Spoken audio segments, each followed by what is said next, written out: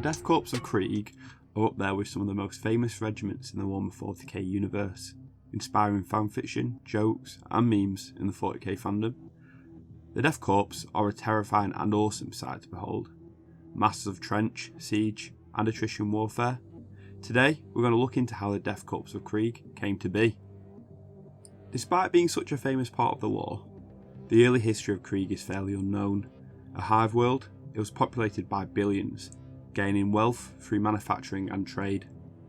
Krieg was led by a council of autocrats, an oligarchy that saw Krieg prosper.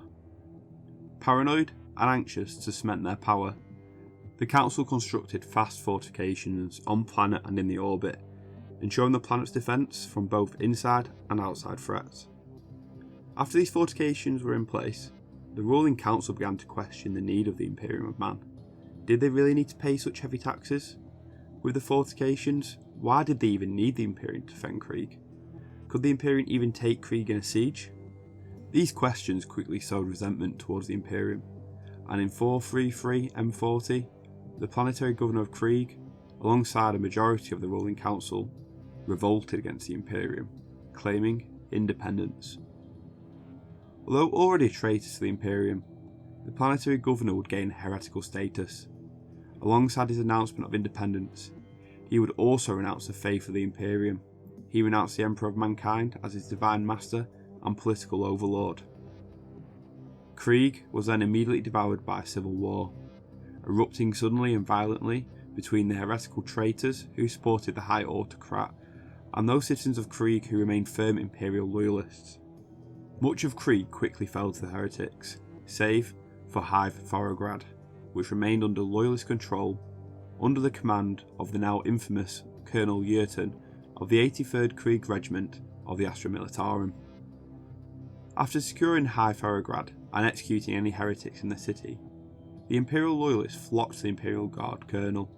He became the leader of the loyalist faction of Krieg. Besieged on all sides by the rebels, Jurten's requests for Imperial reinforcements were rejected. His orders were simple: resist with any means possible, punish the heretics, and emerge victorious at any cost. Facing insurmountable odds, Colonel Jurten reached a dire conclusion: Krieg would remain under the Emperor's dominion, or it would belong to nobody. Deep beneath High Ferrograd, within a storage facility of the Adeptus Mechanicus, Colonel Jurten, alongside Archmagos Griel, initiated the process to access the facility. Their aim was to deploy prohibited, age-old armaments.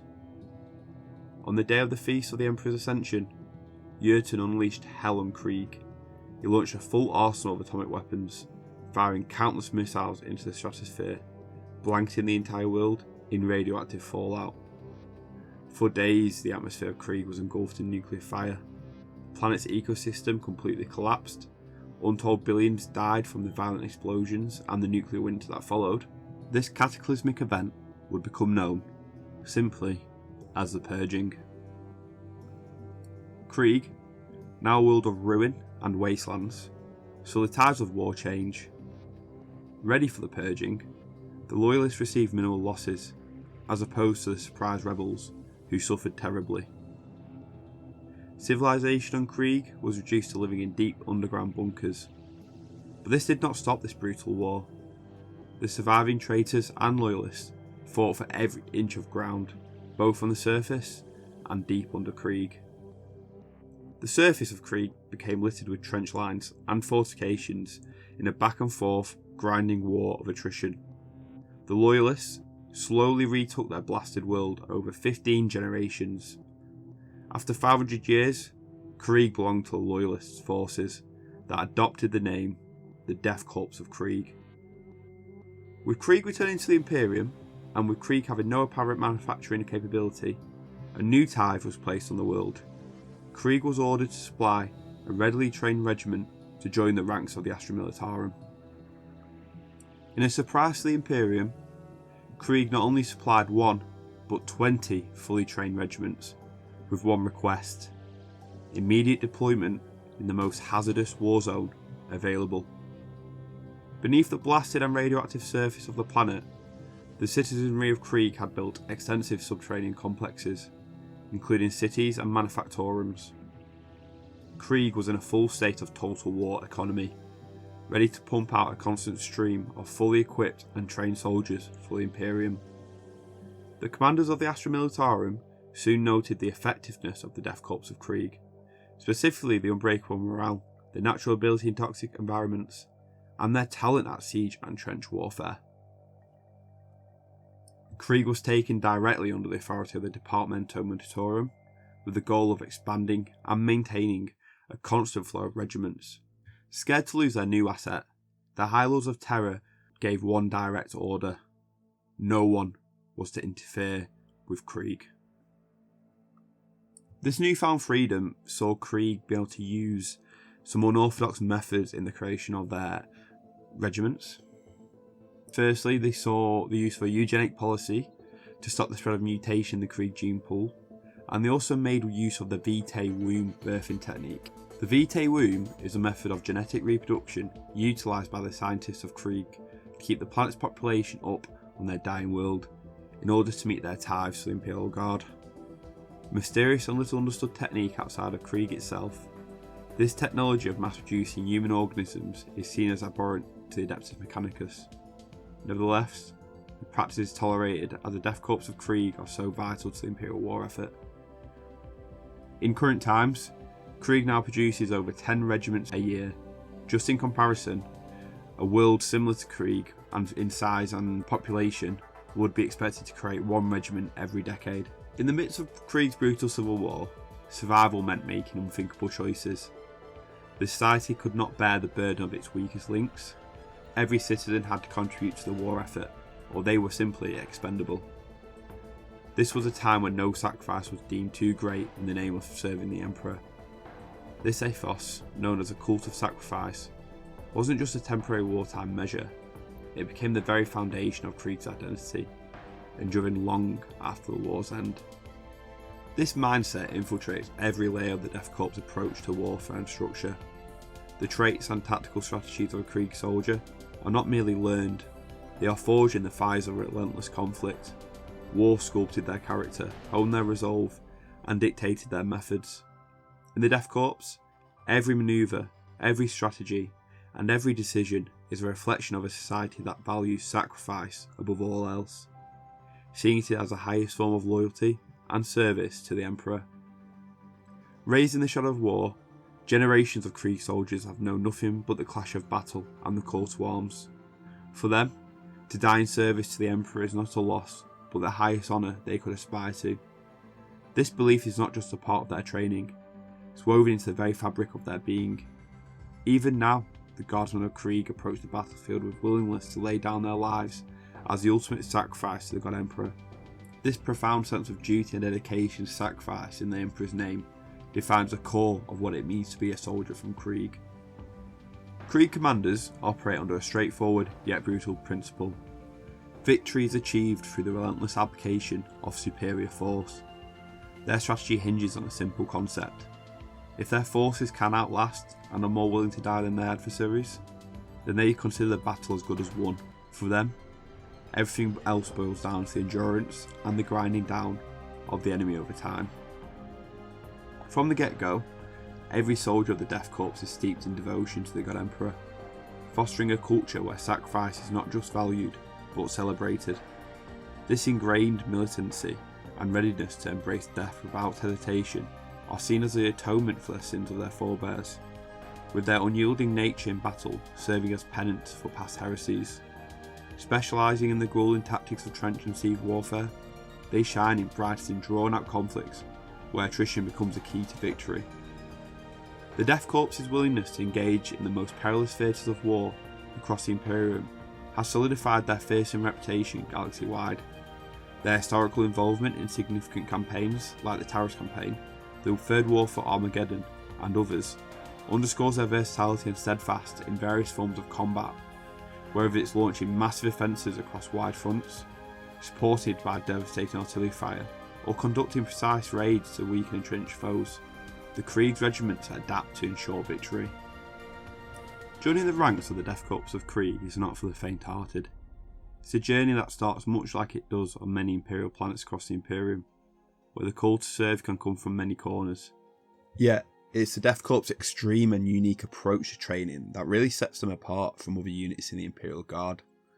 Imagine being chosen from a young age, then thrown into a world of intense training, designed not just to test your limits, but to push you far beyond them. The Death Korps doesn't play around. Their training is infamous for being as dangerous as it is demanding, with a high rate of injuries, or worse, among the recruits. They're looking for the toughest of the tough, those who can face fear and weakness head on and emerge stronger. It's survival of the fittest, in the most literal sense. But it's not just about physical strength. The training also aims to forge their mind, breaking it down and rebuilding it stronger. Imagine growing up on Krieg, a planet scarred by radiation and war, and then facing even harsher trials. Recruits march through toxic battlefields, navigate minefields, and engage in mock combat that feels all too real. Only those who can endure this crucible earn the place in the Death Korps. And why? Because discipline and self-sacrifice are the hallmarks of the Death Korps on the battlefield. Their gas mask, more than just equipment, symbolises their readiness to face any environment, any challenge, indefinitely. But there's something even deeper at play. Recruits are taught to fear failure, more than death itself, driven by a duty to their comrades, their honour, and above all, the Emperor. This mindset ensures they all stand firm in the face of any threat, any horror the galaxy can throw at them. The Death Korps of Krieg adheres to the standard command structure of the Astra Militarum, as outlined by the Departmentum Militarum, albeit with a few local twists in their insignia and titles. For instance, infantry sergeants carry the title Watchmaster, and those leading Death Rider companies are called Ride Masters. Death Korps officers are the embodiment of Krieg's frontline ethos. From junior officers to regimental commanders, they lead by example, directly engaging in combat. Their gear includes grenades, powerful sidearms, and either a chainsaw or power sword, signifying their readiness for close quarters battle. Unlike some regiments with a hereditary officer class, Krieg's officers rise from the ranks. Their promotions earned through skill, experience, and often sheer survival. This practice, however, has led to challenges when Krieg officers lead non-Krieg units, due to their indifference to high casualty rates. Death Korps commissars serve within Krieg regiments by the mandate of the Departmentum Militarum, focusing more on tempering the troops' zeal and offering tactical advice than enforcing discipline. Their presence is vital in maintaining the strategic focus of Krieg units and facilitating cooperation within other Imperial forces.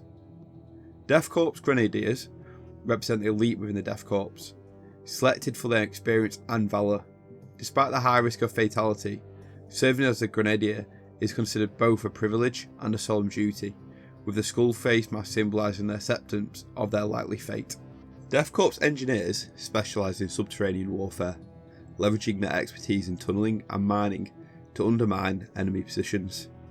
Training the use of chemical weaponry, their role is crucial for surprise assaults and breaching enemy defences.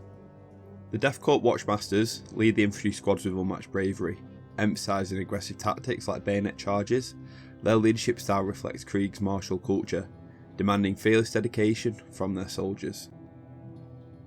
Your standard Death Korps guardsmen are trained to excel in hazardous environments, prioritising endurance, resilience, and construction of defensive works. Their combat training focuses on fire discipline and the effective use of grenades and bayonets, embodying the Death Korps' grim resolve. The Death Riders of Krieg stand out for their more unique nature. They use genetically engineered Krieg horses designed for maximum endurance and adaptability. Chosen for their skills and initiative, many Death Riders go on to become officers within the Death Korps, but again, like most of these units, they have a very, very low survival chance. Death Korps Quartermasters are probably one of the most unique units. They focus on the recovery of equipment and providing the Emperor's peace to the gravely wounded. Their duties underline Krieg's pragmatic approach to war, emphasising the importance of material over individual survival. This structured hierarchy and specialisation enable the Death Korps of Krieg to maintain their fearsome reputation across the galaxy, ready to serve in the Emperor's name with unyielding loyalty and ruthlessness. Thank you for watching, everyone. It's been great breaking down the Death Korps of Krieg. Would you like to see more breakdowns of Astra Militarum regiments? Comment below which regiments you'd like to see, or if you'd like an overall breakdown of the Astra Militarum itself. Please make sure to like and subscribe, it really helps. And also thanks for all the messages and love, guys. See you in a bit. Bye.